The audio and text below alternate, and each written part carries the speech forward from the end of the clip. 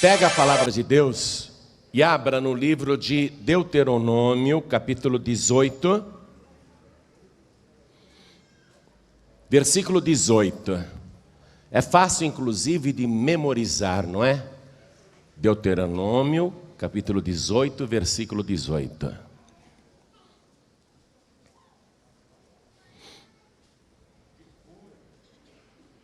Achou? Tem alguém perto de você sem a palavra de Deus? Se tiver, divida com a pessoa a leitura, mostre onde nós vamos ler. Aqui é o próprio Deus falando, preste atenção nisso, hein? Deus está falando com Moisés.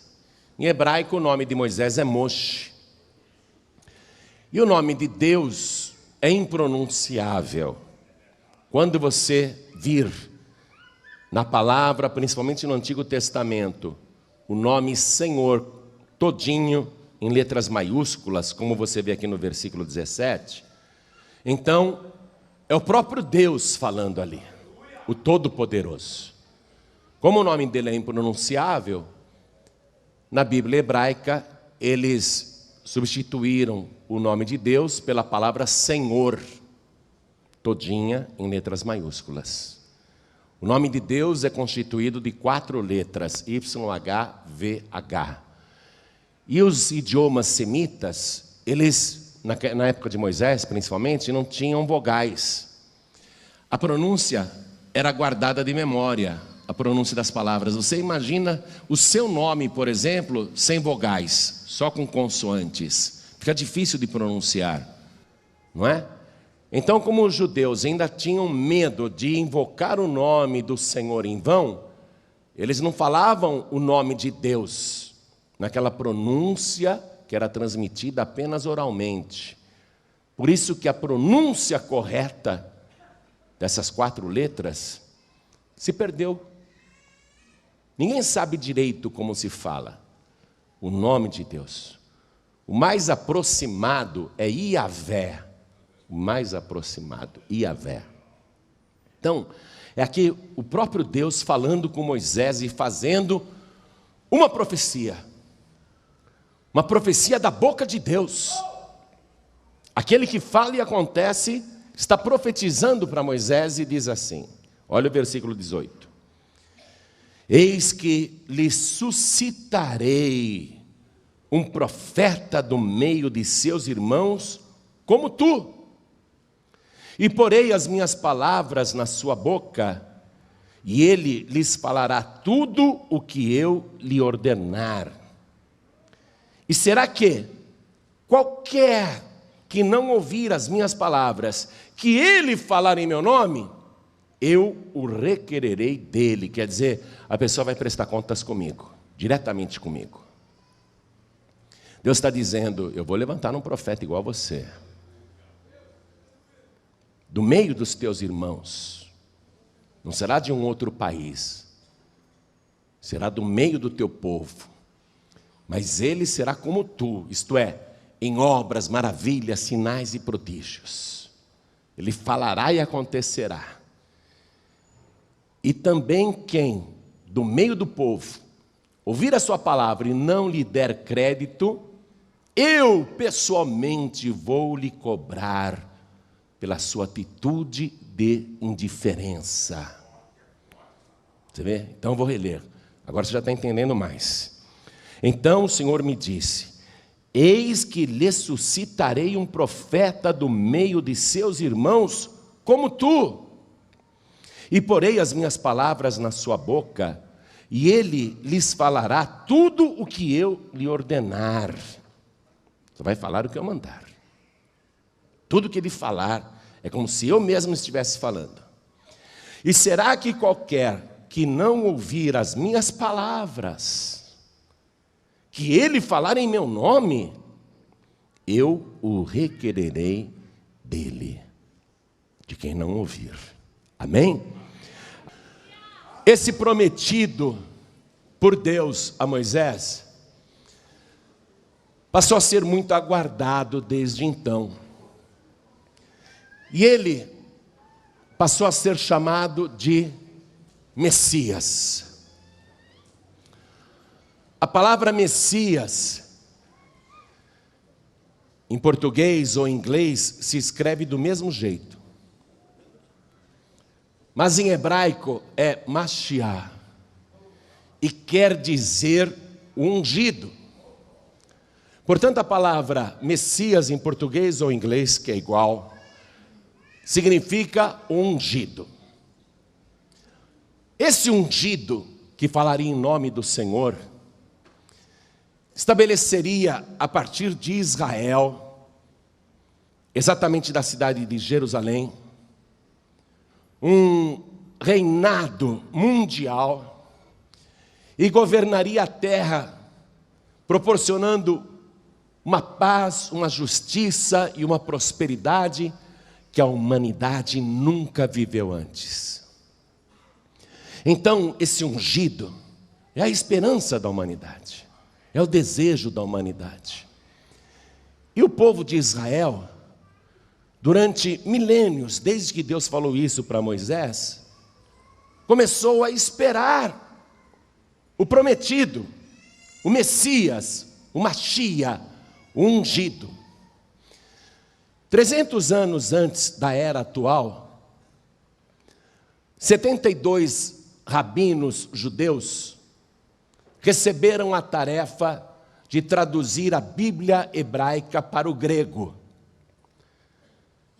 Você sabe que Israel se divide em 12 tribos, eles pegaram 6 rabinos sábios de cada tribo, 72 sábios, portanto, e eles começaram a fazer a tradução da Bíblia hebraica, que é todo o Antigo Testamento, converteram-na para o idioma grego. E os próprios sábios judeus, quando fizeram a tradução da Bíblia hebraica para o grego, viram ali a palavra ungido, Mashiach. E em grego, a palavra é Christos. Então, os próprios sábios judeus, na versão grega, que ficou conhecida como a Septuaginta, porque foi feita por 70 sábios, na Septuaginta, a palavra Mashiach é traduzida para o grego como Christos, que quer dizer a mesma coisa, o ungido. Portanto, o nome Cristo, ou melhor dizendo, a palavra Cristo, não é o nome próprio de alguém. A palavra Cristo é um título, que significa Cristo, o ungido. Então, o povo de Israel, que tem muita fé na Bíblia hebraica, começou a viver nessa expectativa da chegada desse governante justo, que governaria todo o mundo a partir de Jerusalém e restauraria a glória de Israel. E por causa dessa grande expectativa, muitos falsos messias apareceram na história. Porém, um caso, talvez o mais emblemático de todos, aconteceu no ano 132 da nossa era. No ano 132 depois de Cristo. Havia um sábio judeu, um rabi, de tão grande influência e sabedoria, e de tanto conhecimento do Antigo Testamento, que ele era considerado um pergaminho vivo da Torá. O nome desse rabino sábio era Akiva ben Yosef. Mas ele era uma suprema autoridade da tradição judaica. Nada se fazia em Israel no ano 130, a não ser com a aprovação do Rabi Akiva, o maior sábio de Israel na época e um dos maiores de todos os tempos. E o Rabi Akiva conheceu um general judeu que estava se revoltando contra Roma, porque os romanos continuavam na Palestina, continuavam em Israel. O Rabi ben Akiva, ele conheceu Shimon bar Koziva, que que também era chamado de Bar Kokhba, filho de Kokhba. E esse sábio judeu, a maior autoridade judaica da época, ficou muito entusiasmado com Bar Kokhba e começou a pregoar para todo Israel que ele era a estrela de Jacó, que ele era o Messias prometido. E como o Rabi Akiva era muito influente e a maior autoridade religiosa do país, a nação inteira creu que Bar Kokhba, aquele general judeu rebelde contra Roma, realmente era o Messias prometido, era a estrela de Jacó, era o cetro real, era o Messias prometido por Deus. E todos se aglutinaram em torno daquele general, e a revolta contra Roma, a princípio, teve algum êxito. Eles chegaram até a tomar o país dos romanos. Mas Roma enviou muitas tropas para Israel e sufocou aquela rebelião e acabou matando Bar Kokhba, cortando-lhe a cabeça. E Bar Kokhba, esse falso Messias, tinha cerca de 400 mil guerreiros, e a maior parte deles foi esquartejada, viva. E os romanos ainda mataram a população de Israel, homens, mulheres, crianças, idosos. A história judaica diz que tinha tanto sangue nas ruas e nas valas e nos valados em Israel, depois daquela matança, que em vários pontos de Israel, o sangue humano chegava até as narinas dos cavalos. E eles, os romanos, também prenderam o Rabi Akiva e o sentenciaram a uma morte cruel, não por crucificação, como era normal para os romanos fazerem. Roma determinou que o Rabi Akiva deveria ser esfolado vivo até a morte. Então o carrasco, usando um rastelo de ferro, foi raspando a carne do Rabi Akiva, arrancando pedaço por pedaço, até que ele desse o último suspiro. E Roma sufocou tudo aquilo. E é triste a gente saber que um dos maiores sábios e conhecedores da Torá, que é a Bíblia dos judeus, um dos maiores rabis que Israel já teve, foi enganado pelo falso Messias, que apesar de Rabi Akiva conhecer tanto a palavra, ele não observou essa chave dada por Deus aqui a Moisés, que explica como seria o prometido. Vamos reler? Então o Senhor me disse: eis que lhe suscitarei um profeta do meio de seus irmãos, como tu. Era fácil para o Rabi Akiva analisar que Bar Kokhba era um falso Messias, porque a exigência de Deus, a profecia de Deus dizia que o Messias seria como Moisés. De que maneira? Em realizar prodígios, em operar maravilhas, em fazer milagres, em profetizar e acontecer, a palavra se cumprir. Alguém como tu. E o general Bar Kokhba, ele não era como Moisés, ele não fez nenhum milagre, ele não operou nenhuma maravilha, ele não fez nenhum sinal, nenhuma das suas palavras se cumpriu. Ele disse que iria expulsar os dominadores romanos da Palestina e acabou decapitado. Ele disse que os seus comandados, os seus 400 mil guerreiros governariam a terra com ele, e todos foram esquartejados também. O próprio Rabi Akiva foi esfolado vivo até a morte. Então, era fácil identificar que o general Shimon Bar Kokhba era um falso Messias. Mas o Rabi Akiva, que era tão estudioso da palavra, infelizmente falhou, porque não observou a profecia que saiu da boca do próprio Deus. O Moisés, ele vai ser como tu, vai ter que operar maravilhas, e vai ter que falar e acontecer. Só que Moisés, ele será mais ainda, porque o que ele falar, não será ele quem falará, mas eu mesmo falarei através dele.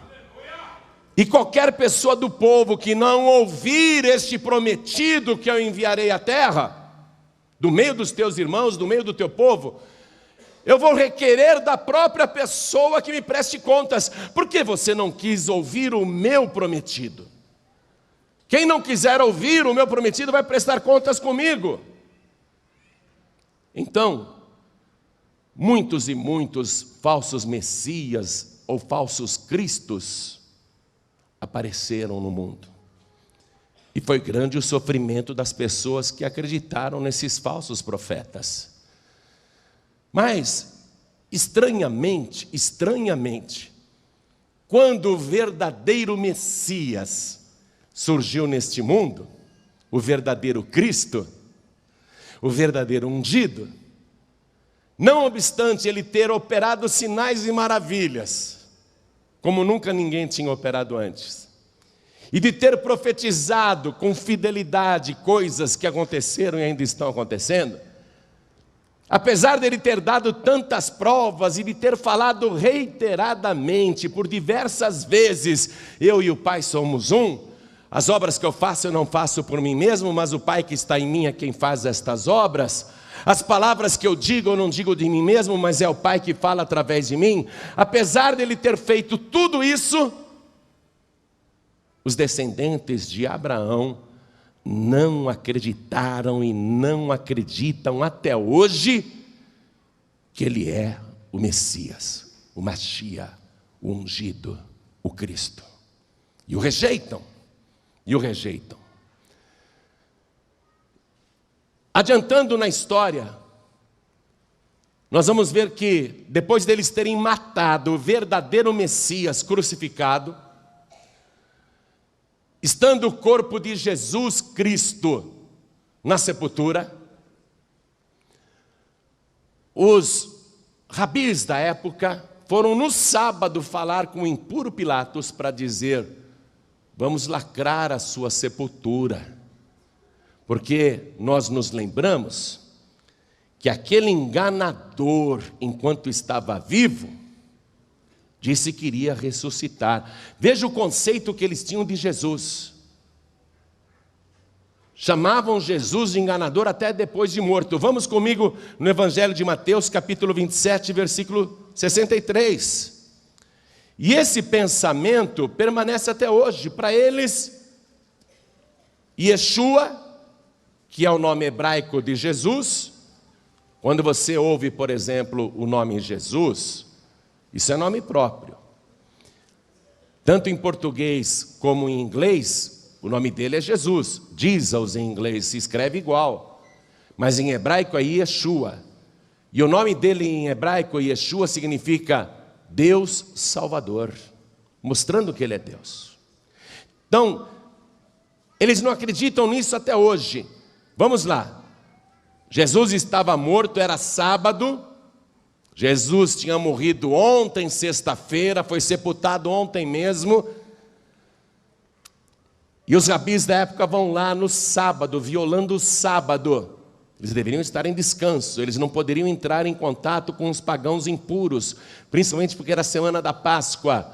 Mas eles violaram a lei de Moisés e foram lá falar com Pilatos para garantir que o corpo de Jesus continuaria cadáver. Vamos ler Mateus 27, versículo 63. Disseram a Pilatos: Senhor, lembramo-nos de que aquele enganador, vivendo ainda, disse: depois de 3 dias ressuscitarei. Manda, pois, que o sepulcro seja guardado com segurança até o 3º dia. Não se dê o caso que os seus discípulos vão de noite e o furtem e digam ao povo: ressuscitou dos mortos, e assim o último erro será pior do que o primeiro. E disse-lhes Pilatos: tendes a guarda, ide, guardai-o como entenderdes. E indo eles, seguraram o sepulcro com a guarda, selando a pedra. Então para eles, Yeshua, Jesus, é o enganador. É o enganador. O único que fez obras como Moisés fez, o único que profetizou e se cumpriu do jeito que ele falava, o único que falou em nome do Pai, o único que cumpriu a profecia foi considerado enganador, e até hoje é assim. Israel não acredita em Yeshua, não acredita que Ele é o Deus Salvador, não acredita que Ele é o Messias, não acredita que Ele é o prometido. Dizem que Ele é um enganador. E eles dizem o seguinte: Jesus, o enganador, estudou as profecias do Antigo Testamento e foi se adaptando a elas para aparentar que estava cumprindo as profecias da lei dos profetas, e assim enganar o povo. Mas a nós Ele não enganou, porque qualquer um, eles dizem, qualquer um poderia cumprir aquela profecia de Zacarias capítulo 9, versículo 9. Vamos lá? Zacarias capítulo 9, versículo 9. Qualquer um poderia cumprir aquela profecia. E esta profecia de Zacarias capítulo 9, versículo 9 diz assim: alegra-te muito, ó filha de Sião, exulta, ó filha de Jerusalém, eis que o teu rei virá a ti, justo e salvador, porque Ele é o Deus Salvador, justo e salvador, pobre e montado sobre um jumento, sobre um asninho, filho de jumenta. Qualquer um poderia montar num jumentinho e entrar em Jerusalém e enganar as pessoas para que elas pensassem que Ele é o ungido, o Messias. Tudo bem, qualquer um poderia ter entrado em Jerusalém dessa maneira.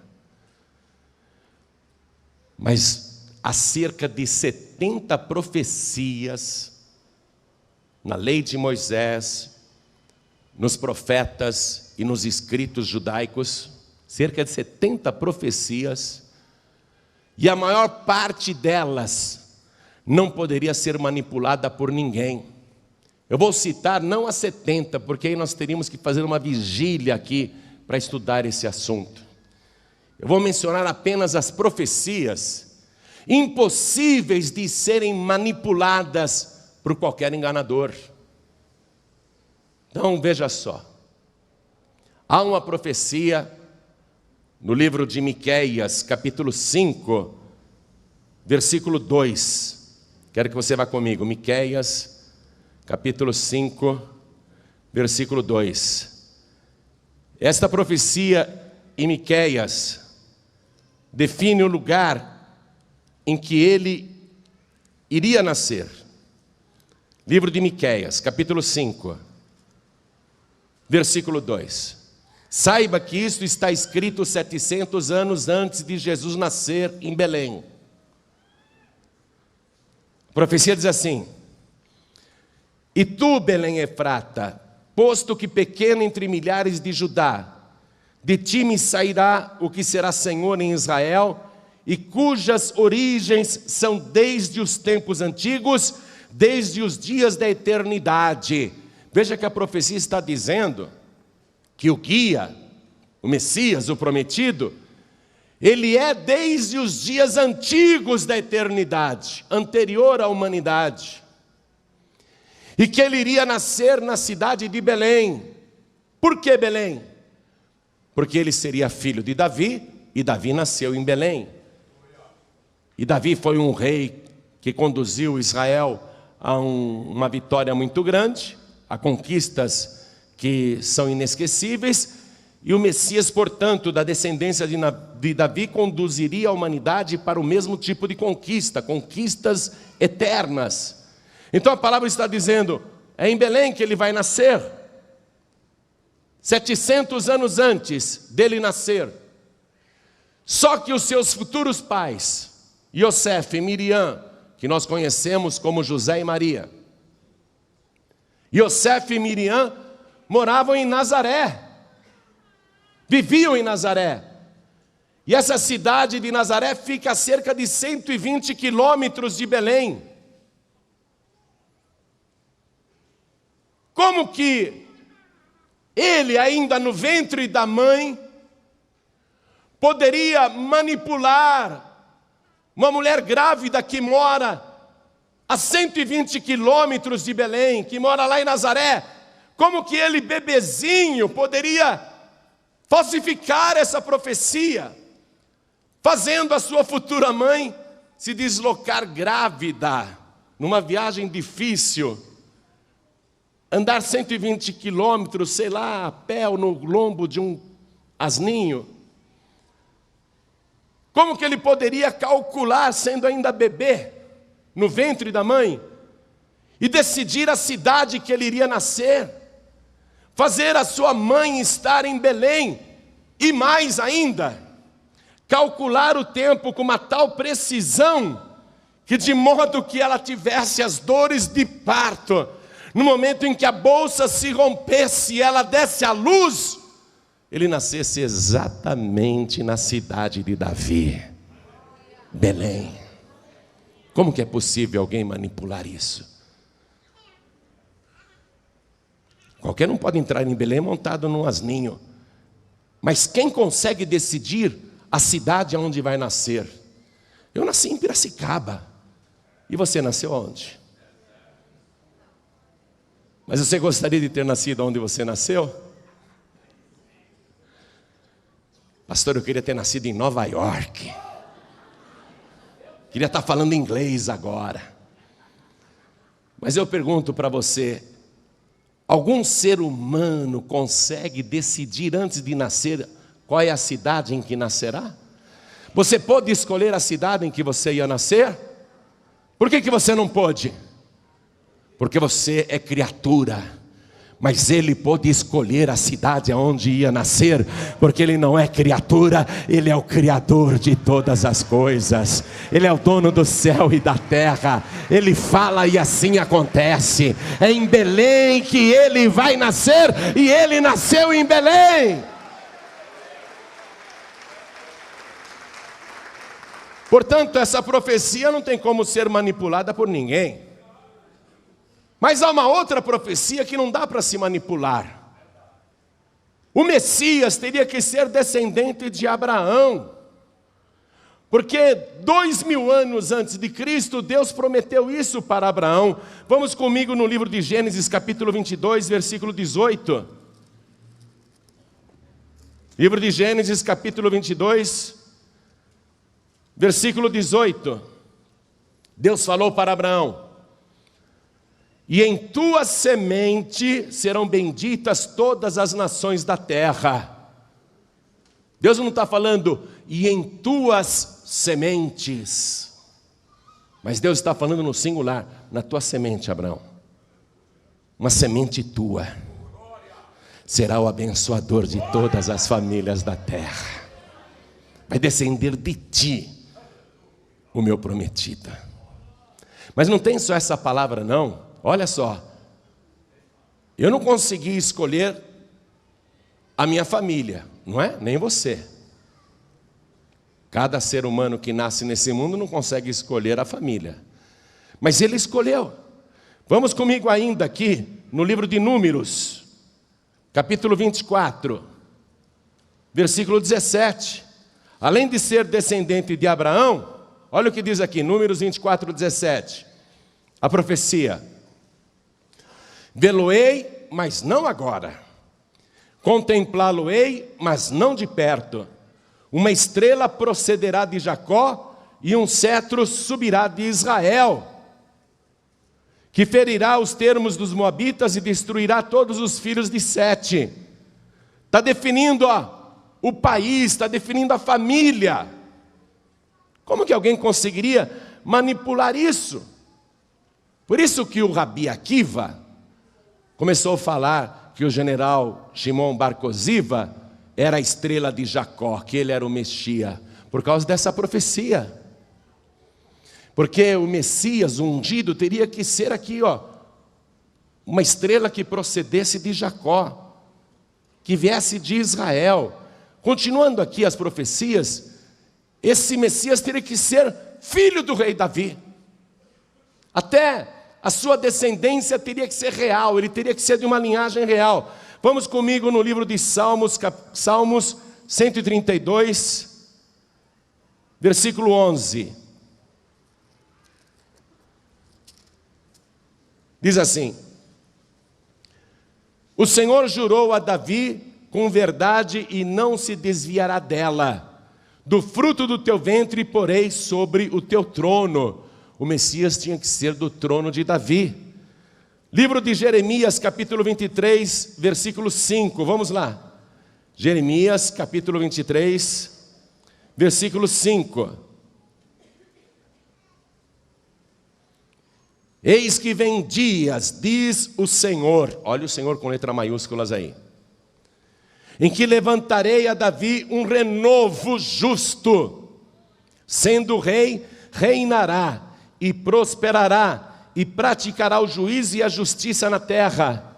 Nos seus dias Judá será salvo e Israel habitará seguro, e este será o nome com que o nomearão: o Senhor, justiça nossa. Está dizendo que esse descendente de Davi, que é o prometido, é o próprio Senhor, o próprio Deus. E eu estou lendo aqui profecias escritas por profetas judeus e não por profetas cristãos. O Messias é o Senhor, justiça nossa, o próprio Deus. Agora, veja, ele nasceu lá em Belém. Ele nasceu em Belém, surgiu a estrela que conduziu aqueles 3 sábios do Oriente que vieram para Jerusalém e perguntaram para Herodes: onde está aquele que é nascido rei dos judeus? Herodes era o rei dos judeus, ele ficou com raiva. Ah é? Nasceu? É, nós vimos a sua estrela. Nasceu hoje. Onde é? Onde é que ele nasceu? Herodes mandou chamar os escribas e perguntou: o que diz a profecia? E eles leram para Herodes Miqueias capítulo 5, versículo 2. Está escrito que ele vai nascer em Belém. Aí o rei Herodes falou para os 3 estrangeiros importantes que tinham viajado de longe para homenagear aquele que era nascido rei dos judeus. O Herodes falou: procurem um menino, quando vocês o acharem, me avisem, porque eu também quero ir adorá-lo. Mas ele já estava com o plano de mandar matar o menino. E os 3 sábios do Oriente foram até Belém seguindo a estrela, até que acharam Jesus, Maria e José, e ele ali na manjedoura. E diz a palavra que esses 3 estrangeiros importantes, a Bíblia não diz que eles eram reis, mas tudo indica que sim, eles se ajoelharam diante daquele bebezinho e abriram seus tesouros, ofertaram ouro, incenso e mirra. Mas eles iam voltar para avisar o Herodes em Jerusalém: achamos o menino. Mas em sonho eles foram avisados por Deus para que não voltassem para Jerusalém e fossem por outro caminho, e assim eles fizeram. Quando Herodes se deu conta, ele ficou furioso. Aí, a reação dele foi a seguinte: eu nem sei quem é o menino, mas eu vou mandar minhas tropas agora para Belém, e para toda a região, para a cercania de Belém até Efrata, e eu quero que sejam assassinados todos os meninos recém-nascidos, de 2 anos para baixo, para não ter falha. Eu quero que ele seja assassinado no meio dessas crianças que serão executadas. E a guarda ali se revezando, e a guarda ali de prontidão. E para garantir que ele não sairia, uma pedra colocada na entrada do sepulcro, e selaram a pedra com argamassa, chumbaram ela na rocha. Esse defunto está bem preso. Esse defunto está bem guardado, ninguém virá aqui roubar o seu corpo. Mas a profecia já tinha saído da boca daquele que fala, e assim acontece infalivelmente, porque ele não é homem para que minta. E ele disse: ao 3º dia eu ressuscitarei. E era domingo de madrugada, e surge um clarão naquele céu estrelado.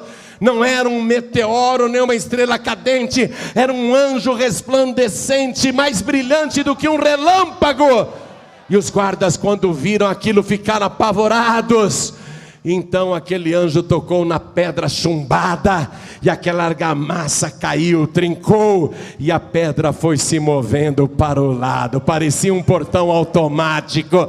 O anjo sentou na pedra e ficou olhando, os guardas paralisados de medo, e aquele que estava morto, aquele mesmo que tinha morrido na cruz, saiu da sepultura. Ele saiu com as chaves da morte e do inferno. Ele ressuscitou no terceiro dia, a sua palavra se cumpriu. Deus disse: quem não ouvir este profeta semelhante a tu, Moisés, vai prestar contas diretamente para mim, porque tudo que ele falar será eu mesmo quem falarei. Jesus disse: eu e o Pai somos um. Nunca ninguém falou como ele. Moisés foi um grande legislador para o povo judeu, trouxe a lei que eles seguem até hoje. E todo legislador, todo rei tem o direito de legislar. E Jesus ali no capítulo 5 de Mateus instituiu um novo código de leis. Todo rei tem o direito de impor decretos. E ele disse: ouviste o que foi dito aos antigos, não matarás. Mas eu vos digo, qualquer que entre vós se encolerizar contra o seu irmão sem motivo, será réu de homicídio. E ele começou a instituir o seu novo código de leis, baseado no amor e no perdão. E foi um código de lei tão poderoso, feito pelo maior legislador de todos os tempos, que transformou não apenas a minha vida e a tua vida, mas transformou a história da humanidade. Ele é o ungido, Ele é o Rei dos Reis, Ele é o Senhor dos Senhores, Ele é o Todo-Poderoso. Ele fala e assim acontece. Ele é maior do que Moisés. Jesus foi além em obras, porque Moisés nunca abriu os olhos de um cego. Jesus curou até cego de nascença. Moisés nunca fez andar um paralítico, operou muitas maravilhas, mas Moisés nunca fez um mudo ou um surdo serem curados. Moisés nunca purificou um leproso. Moisés nunca expulsou um demônio. Moisés nunca andou sobre as águas. O mar teve que se abrir para ele passar, porque ele não conseguiria andar sobre as águas. Mas Jesus Cristo andou 5 quilômetros sobre as águas do mar da Galileia. Moisés orava: ó Deus, manda pão. E chovia o maná do céu. Mas Jesus Cristo pegava 5 pães e 2 peixinhos e multiplicava para os famintos. Ele foi além de tudo que Moisés fez. Ele até transformou água em vinho. Ele até providenciou 2 pescas maravilhosas. E mais, Moisés foi um grande homem de Deus, mas Jesus foi maior, porque Moisés nunca ressuscitou um morto, e Jesus ressuscitou o filho da viúva de Naim. Jesus ressuscitou a filha de Jairo, e Jesus ressuscitou Lázaro, que estava morto e apodrecido há 4 dias, e o defunto voltou da sepultura. E sabe qual é o maior de todos os sinais que prova que ele é o verdadeiro? É que ele estava morto, mas ressuscitou no terceiro dia, e ele está vivo pelos séculos dos séculos, o único que venceu a morte. Ele é o prometido de Deus. Quem não ouvir este está perdido. Quem não ouvir este está perdido, porque ele é o próprio Deus. Toda a igreja se coloca de pé. Ele subiu aos céus, vai voltar, vai instalar o seu reinado, o milênio aqui na terra. O ungido, o Messias, o Cristo, vai reinar aqui na terra 1000 anos. Se você for um dos seus valentes que creem nele e persevera até o fim, ele vai te fazer rei e sacerdote, e você vai governar com Cristo. Quem não ouvir este vai ter que prestar contas para Deus, porque Jesus é o próprio Deus. Mas pastor, os judeus dizem que o Messias teria que reedificar o terceiro templo. Opa, espera aí. Como que Jesus poderia reedificar o templo, se na época dele o templo de Jerusalém, o segundo templo, estava de pé? Se o templo estava lá, como que ele poderia reedificar uma coisa que já estava edificada?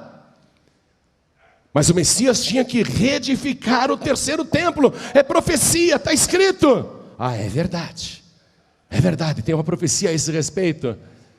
Mas o templo na época de Jesus estava de pé. Jesus disse, logo não vai ficar aqui pedra sobre pedra. Mas até ele ter falado isso, estava tudo de pé. A profecia dele se cumpriu no ano 70 da nossa era, quando os romanos destruíram Jerusalém e o templo, e não ficou pedra sobre pedra. Essas pedras que você vê hoje lá em Jerusalém não são daquela época, não. Aquilo foi uma reconstrução com pedras da época, mas foram reconstruídas. Mas Jesus Cristo, o Messias, na frente do templo de Jerusalém, aquele templo monumental, Jesus disse assim, e tinha muita gente ouvindo, que nem aqui, né? Jesus disse assim, derribai este templo, e em 3 dias eu o reedificarei. E os inimigos de Jesus começaram a rir e zombar dele. Como assim? Em 46 anos foi construído esse templo, e tu o reedificarás em apenas 3 dias, e riam dele. Eles não entenderam, nem os discípulos de Jesus entenderam, mas no Evangelho de João capítulo 2, versículo 21, está escrito que depois que ele ressuscitou dos mortos no 3º dia, então os discípulos compreenderam que ele não estava falando daquele templo construído de pedras, de massas e ornado com pedras preciosas, mas ele estava falando do templo do seu corpo, o verdadeiro templo de Deus, um templo que não é feito por mãos humanas. E ele ressuscitou, o seu corpo está de pé, o seu corpo é o nosso templo vivo. E está escrito em Apocalipse no capítulo 22 que João olhou e não viu templo na nova cidade, porque o seu templo é o Cordeiro de Deus, o templo é o Senhor o Todo-Poderoso. Ele reedificou o seu próprio templo, ele provou que é o Messias. Eu quero ver qual é o Messias que aparecer aí, que ressuscita dos mortos. Jesus é o verdadeiro Mashiach. E ele é Yeshua, Deus Salvador. Ele é o Deus Salvador. E ele disse para Moisés, quem não ouvir as palavras que sair da sua boca, vai ter que prestar contas para mim. Você ouviu as palavras, não viu? Sabe o que eu sou aqui? Um papagaio. Eu sou um papagaio, eu só repito as palavras. Você ouviu as palavras dele agora. Não são palavras de homem, não. Você está ouvindo pela boca de um homem. Que ele tem que usar alguém. Até uma jumenta ele usaria se eu colocasse aqui um jegue e não tivesse ninguém para pregar. O jegue ia falar com vocês o que eu estou falando agora. Esse é o nosso Deus. Você está ouvindo da boca de um homem, mas essa palavra foi Yeshua, o Deus Salvador, quem disse. E quem não ouvir estas palavras vai ter que prestar contas para Deus. Você ouviu a palavra. Você pode dizer, não acredito em nada, não quero saber, o problema é seu. Mas você já ouviu as palavras e vai prestar contas para Deus. Mas se você ouviu estas palavras e creu, oh glória, se você ouviu e creu, se o teu coração está ardendo, eu creio. Então preste atenção no que ele disse. Se você o receber agora, como o único, suficiente, exclusivo e eterno Salvador, se você confessar o nome dele agora, aqui na frente dos homens, ele mesmo vai confessar o teu nome diante do Pai e dos anjos, e o teu nome vai ser escrito no livro da vida. Essa palavra vai se cumprir se você crer. Pastor João Ribe, como é que eu faço? É tão fácil, super fácil. Tudo que você tem que fazer é levantar a mão e dizer: eu quero receber Jesus Cristo como meu único, suficiente, exclusivo e eterno Salvador. E quem quer, erga a mão direita assim bem alto. Todos que querem, todos. Oh glória! Esse é o Messias, esse é o ungido. Todos que ergueram as mãos, por favor, peçam licença, saiam dos seus lugares, vem aqui para frente comigo. Eu vou te esperar aqui de joelhos, e vou chamar o meu filho na fé, pastor Neilton Rocha, para ficar aqui do meu lado, e nós vamos te esperar aqui, e vamos aplaudir, igreja. Vamos aplaudir por cada vida que está se convertendo ao único e verdadeiro Salvador, o único e verdadeiro ungido, o único e verdadeiro Messias, o único e verdadeiro Cristo. Vamos aplaudir mais, olha quanta gente chegando. Glória, venha, venha, venha, venha. Essa é uma hora maravilhosa. É uma hora maravilhosa. Isso é lindo, isso é lindo. Parabéns para vocês que estão vindo. Mas eu quero falar com você, filho pródigo e filha pródiga, que está afastado, afastada e está sem igreja. Tudo que ele profetizou se cumpriu naquela época: a destruição do templo, a destruição de Jerusalém, a perseguição aos judeus e aos cristãos, a dispersão, todas as guerras, pestes, fomes, toda a história se cumpriu e está se cumprindo. Estão aí os jornais, revistas, televisões e rádios repetindo as notícias que Jesus disse que estariam acontecendo nos últimos dias. Tudo que ele falou está se cumprindo, e tem uma profecia que vai se cumprir ainda. Preste atenção todos aqui, inclusive os filhos pródigos. Tem uma profecia que está para se cumprir a qualquer momento, a qualquer instante, e será muito rápida. Ele disse antes de subir aos céus: não se turbe o vosso coração, crede em Deus, crede também em mim. Na casa do meu Pai há muitas moradas, pois eu vou preparar-vos lugar. E se eu for e vos preparar lugar, eu virei outra vez, e vos tomarei para mim mesmo. É o arrebatamento. E vos tomarei para mim mesmo, para que onde eu estiver estejais também. Está para acontecer. Filho pródigo, filha pródiga, não fica de fora não. Você que está sem igreja, vem aqui para frente agora. Todos os que estão sem igrejas, venham aqui para frente. Você que não tem igreja nenhuma, você que se afastou, vem aqui para frente, vem para cá. Venha do jeito que você está, porque Jesus está para voltar. Aquele que disse se cumpre, Ele vai cumprir o que prometeu, Ele vai voltar. Vem para cá, vem para cá. Vamos aplaudir mais, igreja. Olha quanta gente chegando. E eu quero chamar aqui você que ainda não saiu da igreja, mas está muito fraco na fé, sem forças para continuar, levando uma vida cristã muito falha, muito cheia de altos e baixos, e você não está contente com você mesmo, com você mesma.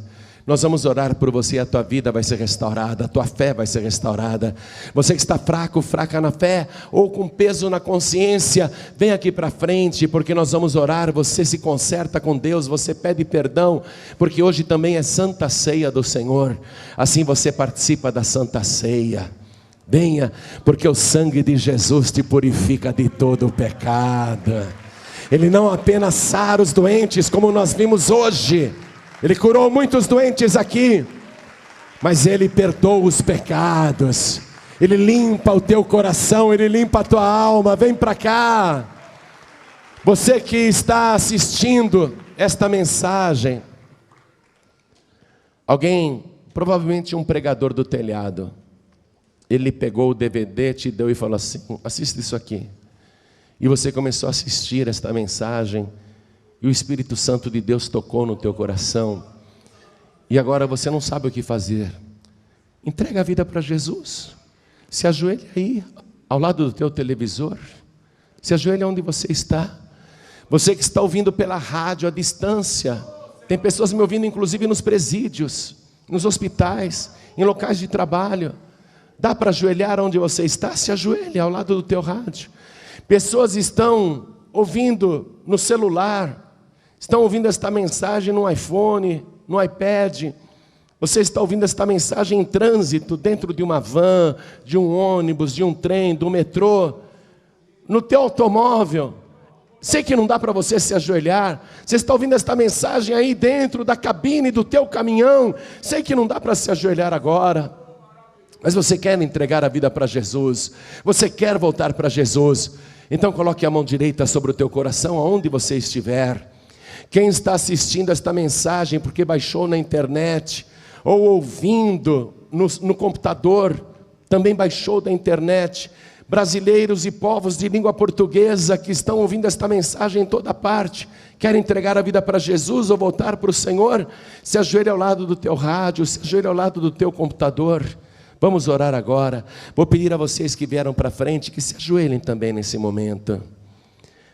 Veja que eu contei para vocês algumas profecias que se cumpriram na vida de Yeshua e que são impossíveis de serem manipuladas por qualquer enganador. Impossíveis. Só Deus podia manipular os fatos e fazê-los cumprir infalivelmente. Só Deus. Yeshua é o Deus Salvador. Jesus é o Deus que salva.